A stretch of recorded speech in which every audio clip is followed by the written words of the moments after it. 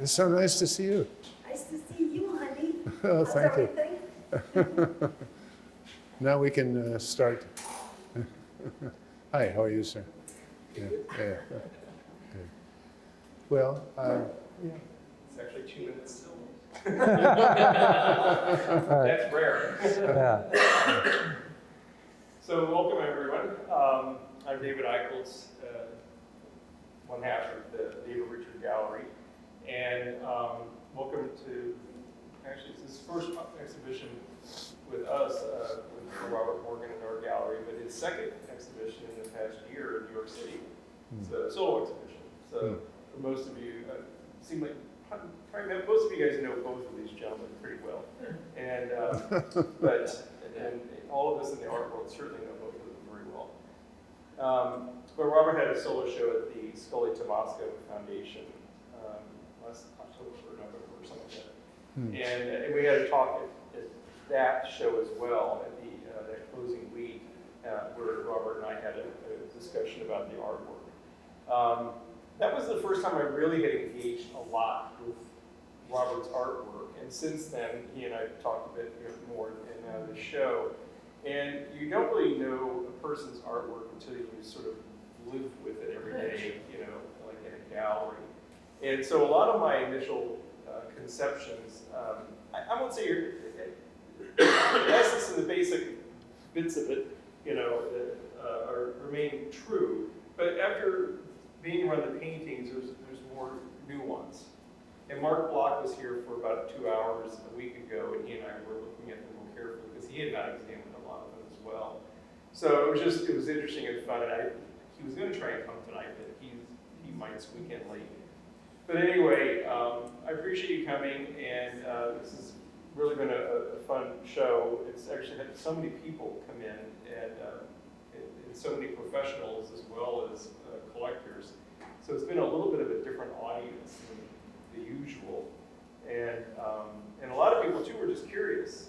They said that it was not great online, they were just curious, they didn't really see it was a painting. So, and that's been the nice thing about having these 2 back-to-back shows and hopefully other shows as well coming up. And then Richard Vine, you guys have known each other, I'm assuming for decades. And Richard is probably most known to many of us who are makers and sellers of artwork and art historians ourselves, is the managing editor of Art in America. But also, like Robert, who's a writer, deep thinker and painter, and does performance and everything else, Robert doesn't see any boundaries or limitations to how to express between what's in his mind and how he wants to express it, whether it be orally with his hands or his body or other people's doing it. So, but Richard also has written some interesting books. What I find is interesting between the two of you is Robert has a lot of interest and passion in Asia, and you wrote a really major text on new contemporary art in Asia post Mao, which is very interesting. But the other one I found even more interesting, which is Nerdstrom. And so where is what? I didn't get that. Nerdstrom, is that how you pronounce it? Odd Nerdrum. Oh, okay, yeah. The figurative, the Norwegian painter, and very figurative, very dystopian, and very, very just historical in his approach. Yeah. And so what's interesting is your extremes of interest and Robert's extremes of interest. I'm seeing now you two have probably very interesting conversations. So without any more introduction, I'll let you kind of discuss how you want to do this. I'm sure it's going to be somewhat casual, but I'm sure you have things you want to cover, both of you, and then just let people know how you want them to handle their questions. Sure. All right? Yeah. Yeah. So welcome. Thank you. That was a wonderful introduction, really. Yeah. Don't you think? Yeah. You're easy. Yeah. Yeah. Thank you. Okay. Welcome. Many of you I know, and it's a pleasure to see you here. And we'll try and make it as interesting as we can. It's not always that easy, but we'll give it our shot.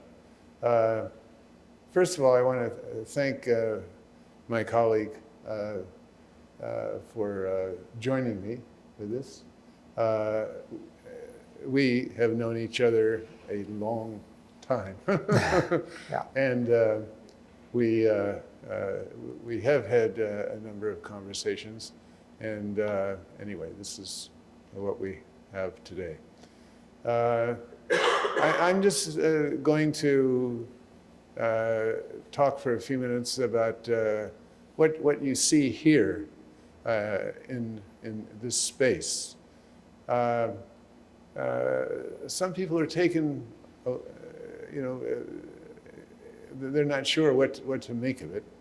And I think it's important to understand that I'm working, I'll just say from this, I'm not a colorist, okay? I don't work with specifically with color, okay? And also I should say that I don't use any red paint, okay, in my work. And what I am dealing with is the what the work becomes when you have the dark and the light. And this to me is of endless fascination. So what you see around you is, I would like to say, the dark and the light. Now, these four on this wall, they have been shown before, and I think they were shown where my wife is here someplace. Yeah, where were they shown in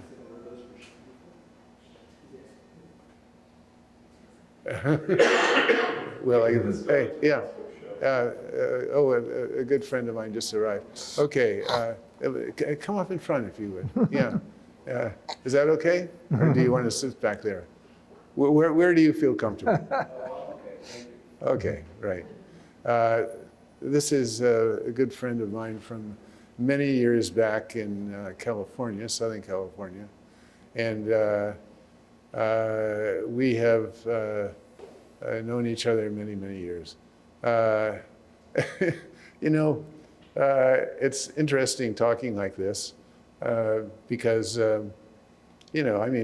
life does go on, right? And I've been painting for a long time. And there's always somebody that'll come up to me and say, "Oh, I thought you were what do they call me?" A number of things, Robert.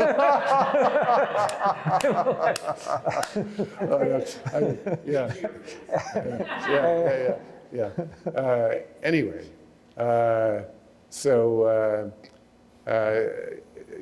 getting back to these four are part of a series, okay? And these are also part of a series. And I put them on the facing walls because I like the idea that they are facing one another. And those two are also part of it, and this one is part of it. And there are others, and they are coming out of a sense of who I am. And when I say that, I'm trying to get away from the notion that you have to have a kind of aura that is not so much about who you are as a person, but maybe who you are as someone who is working with an idea that is significant to me, okay? And this is what I hope transpires. And there will be probably many more of these and many more of these that will come into the work. And I'm very happy to do what I do. I think what I do is something that I feel, okay? And people say, "Oh, you feel? You know, what do you mean?" And you know, for me, this is all about feeling. That's what I want, and that's what I hope I transmit. I'm not interested in something that is going to take me off into another galaxy or whatever, but I want to somehow transmit something that will have an impact for people to look at and think about. And if that can be achieved, then I'm happy, okay? Now, Richard is going to be interceding. I think, is that correct? Yeah, I like that word. As I said, you know, we have known each other for a long time, and this is very helpful in terms of talking about this kind of thinking in relation to art, this kind of thinking in relation to how it feels, and that's what I'm after. Okay, Richard, I'm going to pause here, and we've talked a bit about what we're going to do today, but anyway, I want Richard to open up with some of the thoughts that we have dealt with in terms of this occasion. Right. Thank you. Well, as I was sitting here, I did the math quickly in my head, and it's been 38 years since I first met Robert.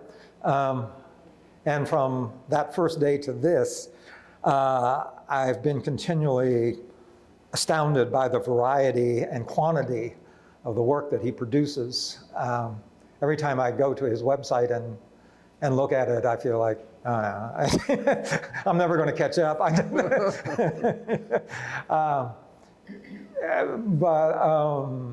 I think, like a lot of people, I knew Robert first as a professor and as a critic and a writer.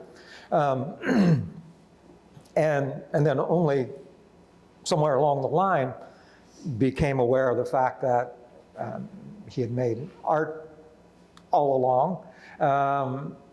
In the early days, even did performance work, then did very kind of schematic, semi-figurative work, and then painting. So I'd like to sort of place the painting practice first in your biography, in your life, and then a little bit in art history, and then finally address some of your larger concerns about art itself and maybe about the contemporary art scene.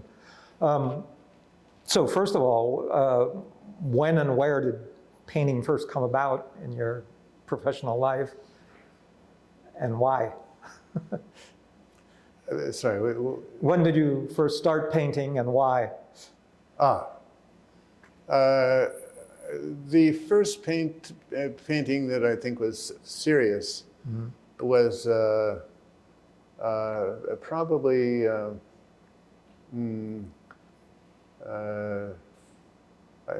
think it would be about it was a long time ago. Yeah. As I was trying to roll it around in my head, but I think that my thinking as an artist came before anything else, okay? And then as it started to evolve, the thinking became more focused in terms of what I was trying to do. Now, I am not a trained artist, and I think that is important for people to know. And I think the idea of feeling needs to kind of fit in to the fact of that I'm an untrained artist. Okay.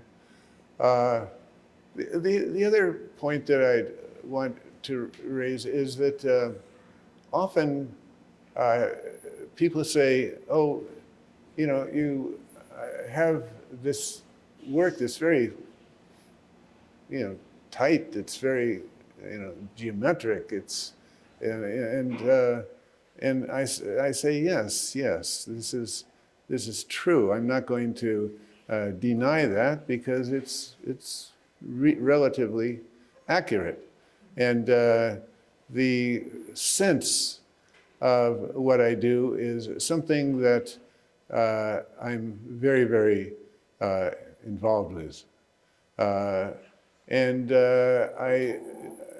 I'm not interested in the idea that I have to, somehow talk about my work.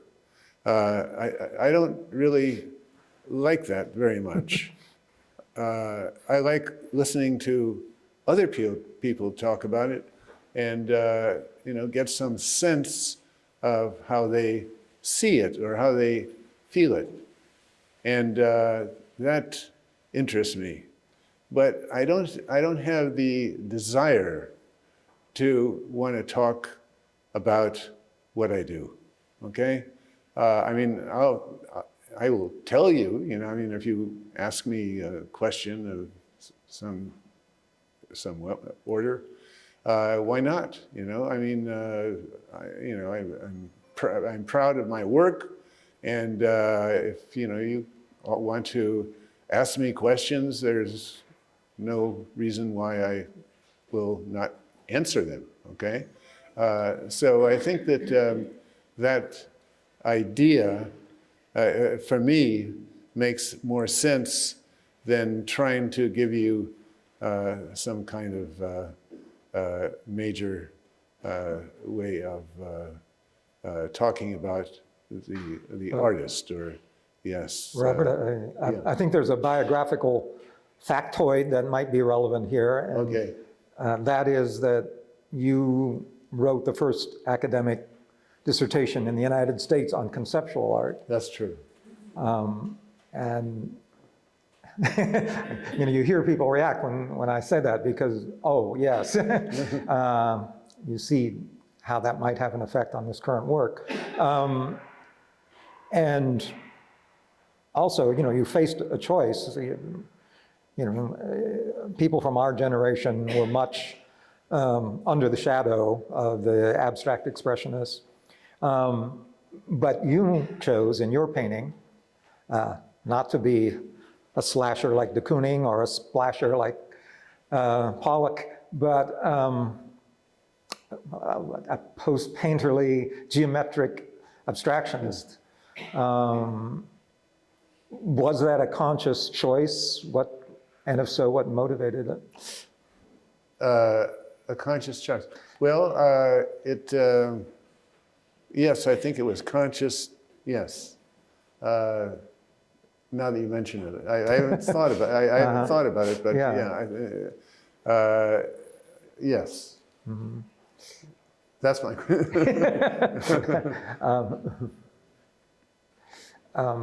Well, I'm intrigued because you've put a lot of emphasis in your remarks on feeling in your creative process. Right. And yet the work looks very methodical. Yes. and very conceptual, and I'm interested in that dynamic, how those two parts of your personality interact. Yeah.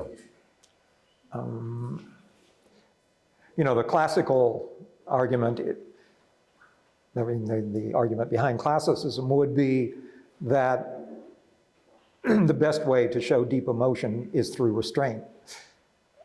Through Restraint, restraint. Huh? as opposed to bloviating, you know, in a romantic fashion. And I believe that one of your models in that regard was Motherwell, someone who Yes. had a direct influence on you, right? Yes, yes. I will talk about that for a minute. Sure. Yeah, I think people would be interested. I was in Southern California. That's where I grew up. I went to the Los Angeles Museum, and I saw two magnificent paintings. This is when I was quite young, by the way, by Robert Motherwell. Robert Motherwell. And I sent him a letter. I mean, it was very naive in a way, but I sent him a letter saying I thought, you know, he was one of the great artists. And I thought, oh, well, how do I find a way to get this letter to him? And you know, I looked up the who is the person who makes the curator. Thank you. Who said that? You are brilliant. Yeah. In so many ways. In so many ways. Yeah. Yeah. So yeah. So I found out the curator, and I sent the letter to him, and within 3 days, I got a handwritten letter from him. From Motherwell. From Motherwell. And he said, "What are you doing out there? Come here." And so I did. I came to New York, and I got to the one of these things where you put the dime in the phone, you know, yeah. And as soon as I arrived, you know, I did that, and his wife answered the phone, and she said, "Wait a second, I'll get Bob." And I said, "Bob." My name is Bob. And so he picked up the phone and he said, "Listen, I've got a flight tomorrow. Can you come earlier in the day?" And I said, "Well, you know, I'm not going to say it. But anyway, the point is that I really was taken by that, and we got to know each other, okay? And I realized that this was an exceptional artist, and I knew it, but I felt it, okay? And I think this is very important. Okay, you'll hear, yeah, go ahead. A couple other things about that, Robert.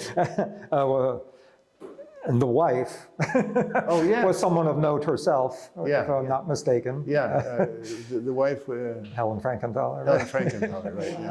Yeah. And She, you know, she was fantastic, by the way. During the entire time that we were together, she was fantastic. Helen Frankenthaler. Oh, anyway. Go ahead. And Bob gave you a piece of advice about making art and teaching, and the relationship between the two. I think people would be interested Oh, in. yeah. He took some slides with us that we had in those days, and I showed him the slides, and he said, "Are you serious?" And I said, "Well, yes." And he said, "Oh, let me tell you something. If you are serious, don't teach Studio art. studio art. Don't do it. Don't do it." And I looked at him, and I had done my my homework, and I looked at him and I said, "Oh, so I should be an art historian?" And he said, "Yes." And so I became an art historian, and I had already been painting for a number of years, not so many, but a number. So I've always been between the art and the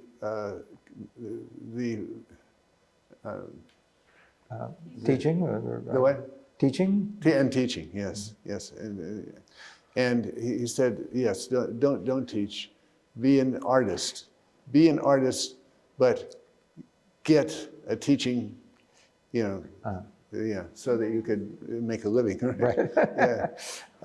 It was very, very wise and very, very meaningful for me. And so I have had I have had this situation where people will say, "Oh, you're Robert Morgan, the writer." And I said, "Well, actually, I'm the artist." And can I tell you how many times I have said that? It's unbelievable. People are they don't know what to do. They don't know, what am I putting them on? No, I don't put people on. And he was, well, anyway, the idea of being a artist and being a Painter? Professor. Ted Press. Yeah. And being a professor, Yeah. it was wonderful. It's wonderful, and it's still wonderful. Now I got to say that I'm in, what do you call it when you are going out of Retired? retired? Yeah, I'm doing that, and that's okay. I'm still painting, and more than ever, and I love what I do. I love what I do, and I love my work, I have to say, what I'm doing. Okay, I don't want to get too much into it. But Yeah. I'm wondering if the work we see might also have been affected in some way by another famous person in your orbit. One of Robert's coups as a critic was to kind of revive Clement Greenberg and collect his previously uncollected essays and edit them. And in the course of that, of course, they became very friendly, and Robert would spend afternoons with Clem, who, as you know. He was a great man, by the way. I don't know how many of you have read books of his or whatever, but just wonderful to spend time with. Yeah. But also a great advocate of flatness in art, and art that is, I don't want to say exactly about itself, but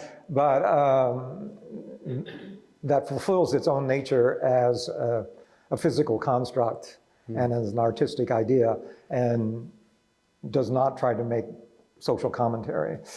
Yes, that's true. That's true. Yes, I don't work with those kinds of issues. I mean, if people, are interested in them, and I'll listen to what they have to say. But it's not something that interests me. Okay, and so, that's something I probably should, put aside. Okay. Yeah. Let's see, where should we, my goodness, we have a pretty full house Yeah. now. This is quite something. David is our host tonight. David, thank you so much for making this possible. This is really, really great. And he's a great person to deal with, by the way. And so I just want to point that out. Also, my wife here, thank you so much for helping me when I'm acting like a jerk. Okay. Okay. So anyway, I think, Richard, do you want to? We could say a little bit about the history of abstract art. I have my little thumbnail version that begins with people like Hilma af Klint, who were spiritualists. I mean, who literally believed that they were communing with spirits in another realm through her forms. And then you had people who were like more vaguely and amorphously spiritual, like Kandinsky and Malevich and Rothko, who would talk about the spiritual, but not in that specific embodied sense. And then you had the abstract expressionists, who were very much about the romantic expression of emotion and the invocation of the sublime and the grand, etc. And then you had the op artists, who were about the retinal experience, the optical experience, and in a sense, nothing more, like Stella saying, what you see is what you see. I wonder if you have a sense of yourself in that history. Is it something you think about, or do you just go into the studio and do what you do? Well, you mentioned a number of points. What is a major point? When you're making these paintings, Yes. are you thinking of them as having a spiritual dimension or okay. resonance I see. beyond what we see on the canvas? Yeah. Or evoked Okay. by what we see on the canvas? I don't really have an interest in spirituality in that sense, if that's what you're referring to. I like to kind of separate myself from those kinds of issues. I'm not against people that do them. Like I said earlier, there are people that do a lot of things, and many of them are quite interesting. And I feel that I can be open to these people without having to, make a comment that, might be unfair. Yes.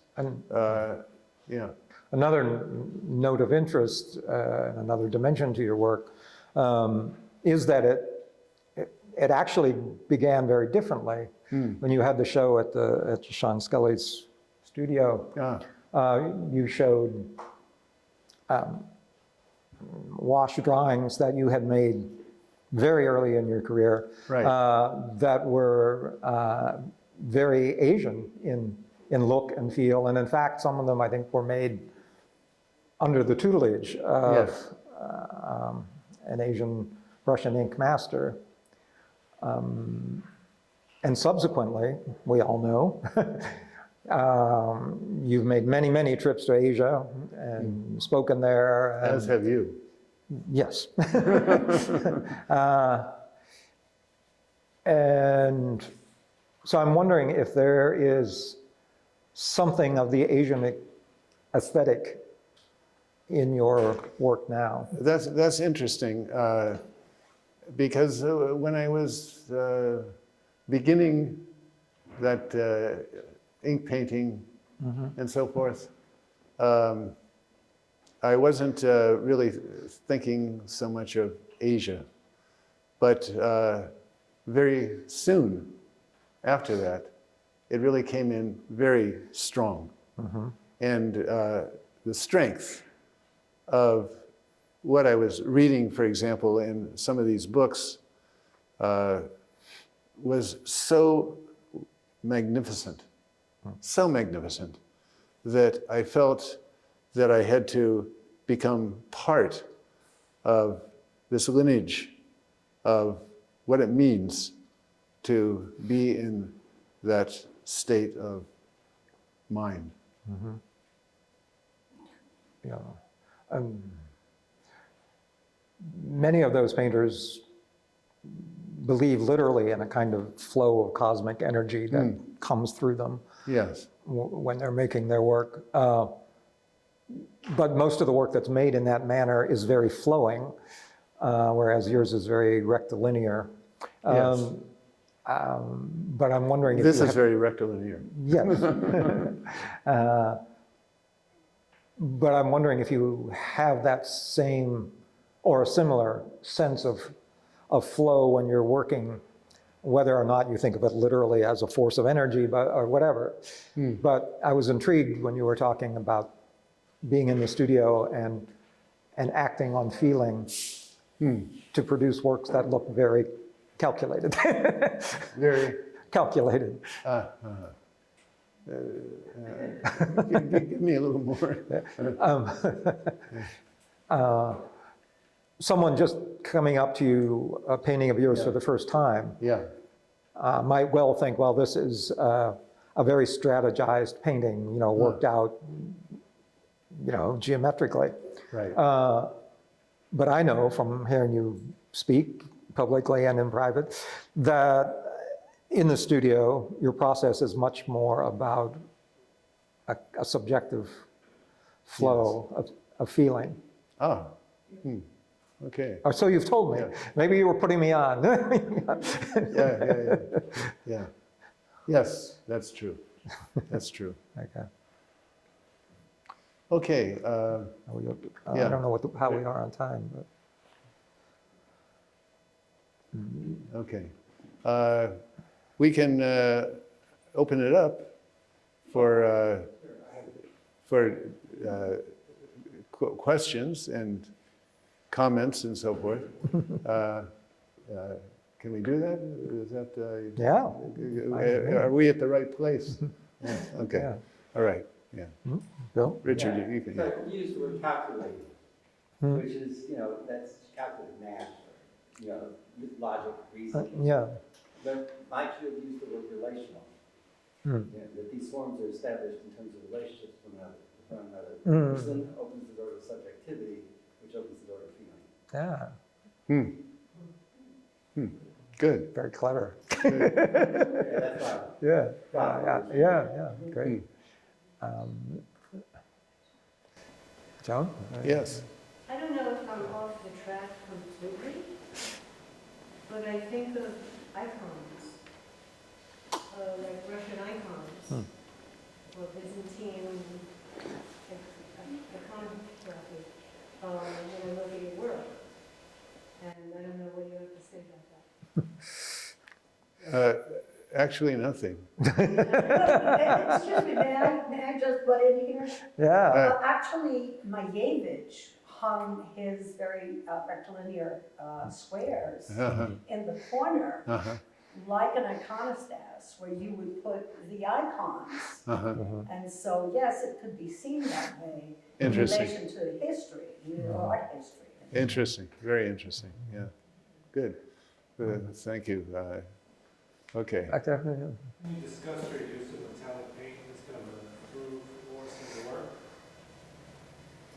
Metallic? Can you discuss the kind of continuous use of metallic paint in your paintings?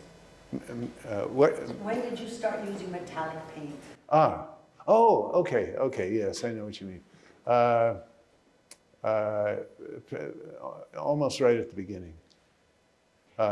Almost right at the beginning. I was living in Southern California at the time. And yeah. And why What- did you go to it? You know, I saw Frank Stella. Yeah. And that's Black paintings? no, not the black paintings. This is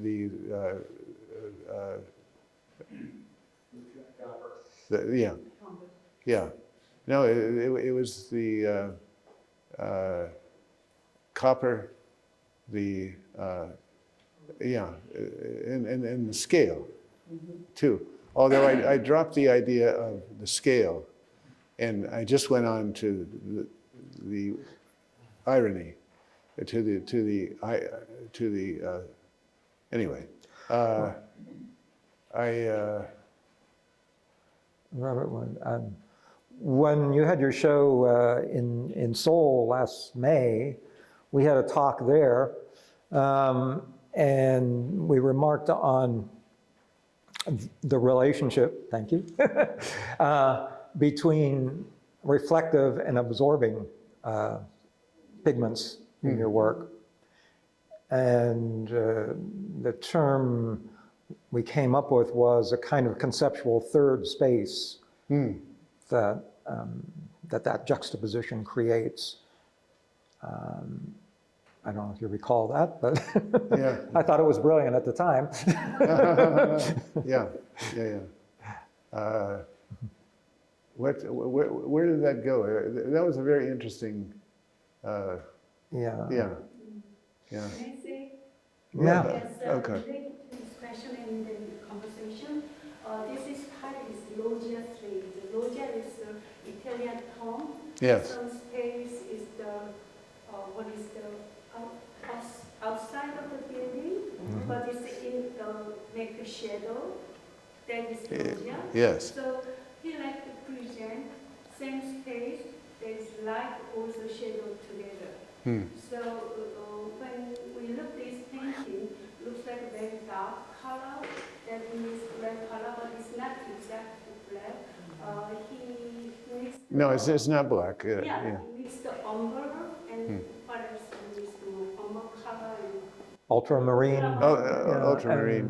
Yeah. Yeah, so he mixed the color and then made darker color, and then the right side he used to copper or silver. It's a Byzantine feeling icon. The icon, yes. Yeah.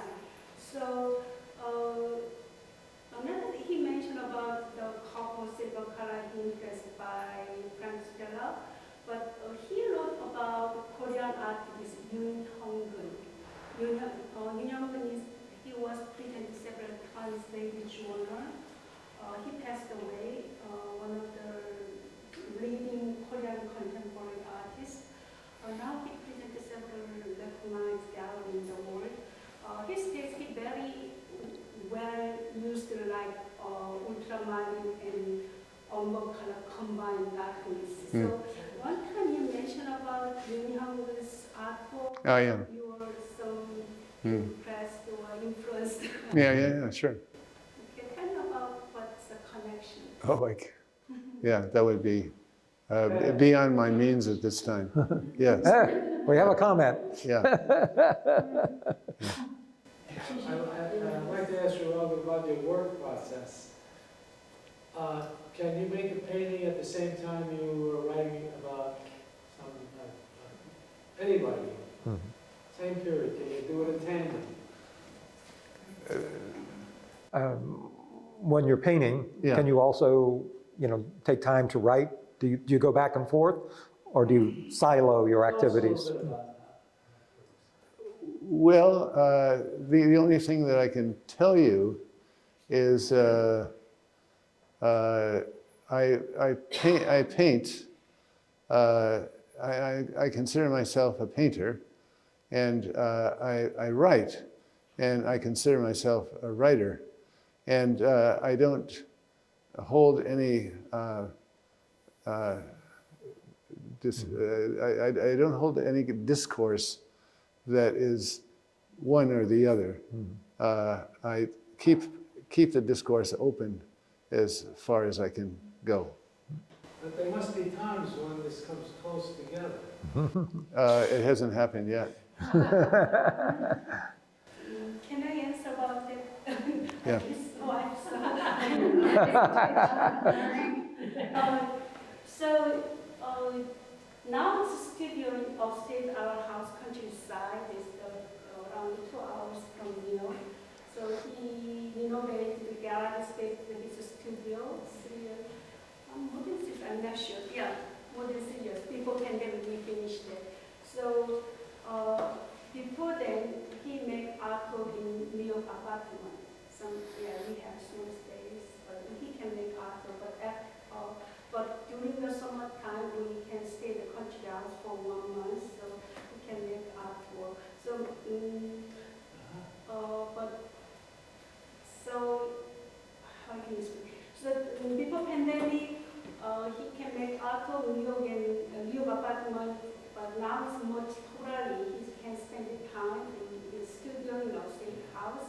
Also, like this tree, he made it during the pandemic. Like pandemic, so we are isolated from social contact or activities, and then we concentrate ourselves. So also he made this gorgeous tree at the countryside.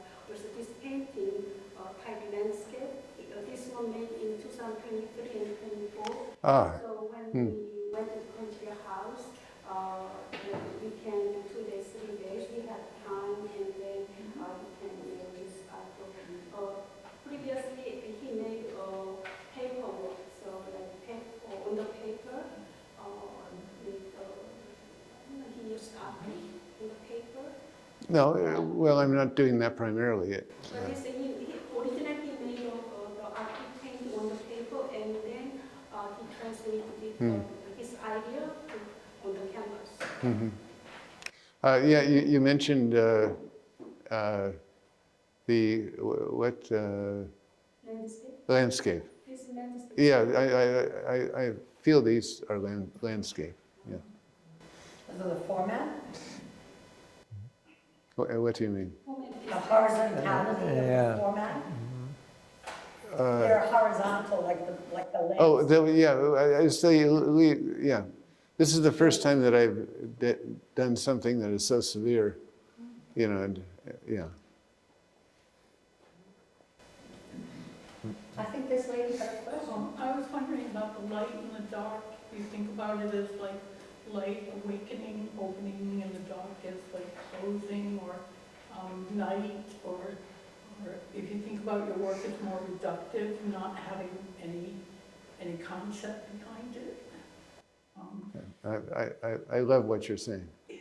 Yeah. I'm a geometric painter. Yeah. I love what you're saying. Yeah.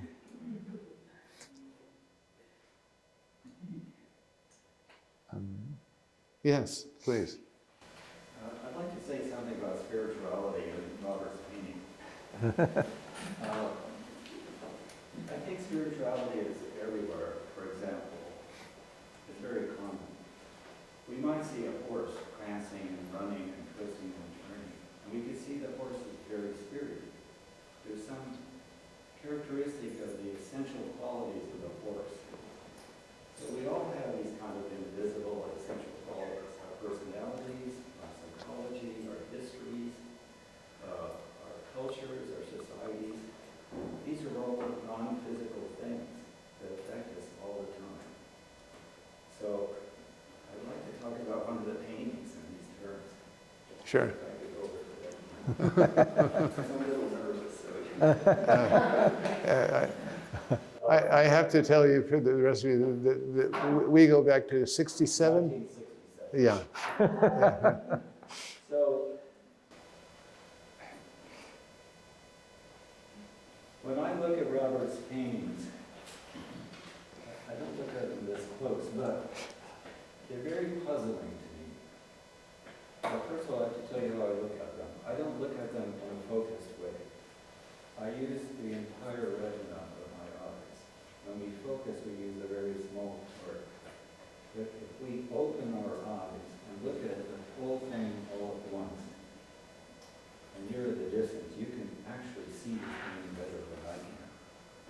So when I was over there, you know, of course, the first thing I saw was these two. And then I didn't see the blue, I saw the black. But black was kind of mysterious because these are more prominent. And then from my angle, It's actually not black, black. But, yeah. that's the other thing. Yeah. I knew what you were trying. Yeah. So I started asking questions. Where are things? Are they in the front or are they in the back? Is one thing in front of the other? Is it, you know, just where are things in the space of the painting? Is this in front of the black? Or is the black cut out and in front of the brown? And from a distance, the blue and the black are very similar. So it does all kinds of things with your eyes that do all kinds of things with you. So when I get back 8 or 10 feet, it's a completely different painting than when I get up close. You're familiar with Robert's production, artistic production. Did you, and you must know that he was doing Fluxus works earlier on. And so how do you see these in relation to that beginning? Well, it strikes me both in what I see and in what Robert says that he really, really subscribes to a notion of a pure aesthetic experience. You know, historians of culture are very fond of saying that, you know, certain ideas were invented at a certain time, and it wasn't until the 18th century that we had the idea of the aesthetic or whatever. Yeah. Be that as it may, Robert is someone who's, I think, completely steeped in that notion, and it equates it with art. I mean, I'm often hearing you say, you know, what art is, the phrase what art is. I never quite hear the definition. I've always been waiting for that. But I suspect that it has something to do with a pure aesthetic experience for you. But Yeah. So do you see them as a kind of continuity of a conceptualism of that period? I would tend to, yes. But I know that Robert. Makes sense. But you know, it's always interesting to distinguish between the viewer's apprehension and the artist's experience in creating a work. Robert's made it very clear that for him, it's not what we usually think of as a conceptual experience. True.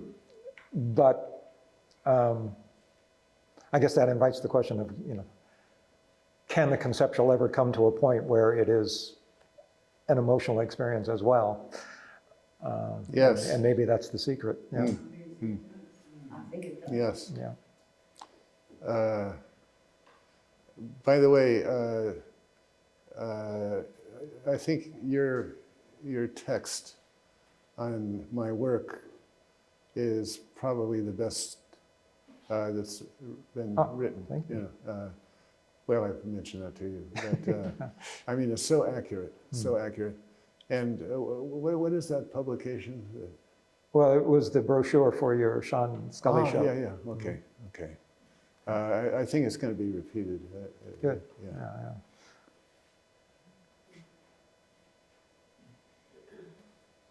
David, do you have any comments that you'd like to add?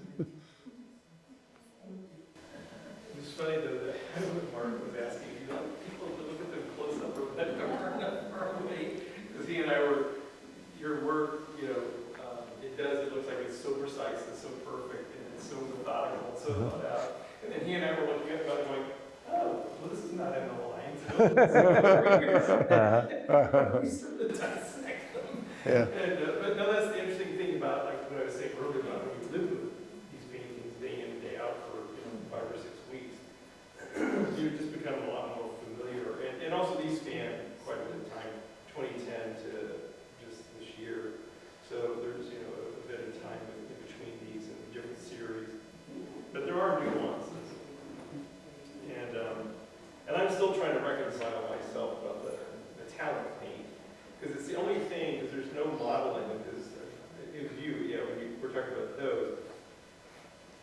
since these are landscapes, that's, I sort of, noted that you don't really know what's in front of what.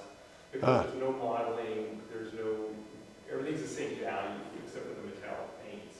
And so that's why these are a little hard to read and that's why I say they're slow paintings, what I wrote about. Because they're slow, because you have to kind of adjust your eyes, because sometimes you're looking at it from a distance, and the ultramarine blue can seem black from a distance, depending on what the ground is. Then you get up close and you realize, oh, okay, there's 3 blocks or 2 blocks of ultramarine against this very dark color.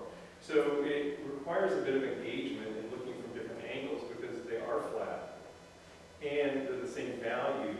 The only thing that's not the same value is the not exactly close to the same value, is the metallic paint. So it's the only thing that gives you, and also I think also your titles are leading.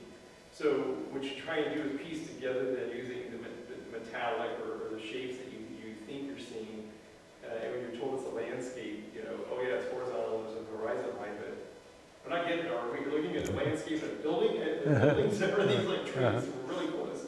So yeah, I think the thing is it's there's a bit of a conundrum, and so it just requires you to think a lot more about, well, what am I supposed to focus on, the landscape or the metallic paint, or the fact that they're very neutralized, and I think it leaves it sort of really, that makes it subjective then for the viewer. It's kind of like whatever you want it to be then, because you've been given a few clues. But it is just sort of interesting when you ponder them, because they are slow, it takes a while. Each series is that way, so I think that actually makes a lot of times for very good paintings, because you don't get it in one shot. It's like a really good complex movie, you have to see it 3 or 4 times. So, I think, and especially when these are in series, I think the series in presenting this way is what really helps, because somebody said about the metallic silver, they kind of dance through them, and then they start playing off of each other, and then you start getting a discourse between them. And, so it's, in isolation, they have one reading as an aggregate, a little bit of an aggregate or salon painting like this, you have a different reading. So I think, again, it just makes them interesting in that regard, and very viewer dependent. Because you don't get a lot of clues. But True. they do look very well thought out and deliberately executed. Thank you. I appreciate that. Yes. I think they would change a lot under different lightings. I'd love to see the lights go off, see the lights be on this wall, and see the silver, lighted by this wall. Oh. See what happens if you turn the lights off and change the lighting. Because the one we're seeing in the back is lit completely different from all the others, and it's a valid lighting. So I would want to see different lightings. The silver, to reflect it a different way, if the light was coming from this side, or very different from focused light, orchestrated light on the painting. So I would turn off half the lights and see what happens.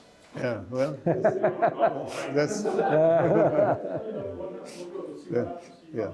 I think they change a lot. Okay. Very, very, very interesting, your proposal. Okay. Yes, please.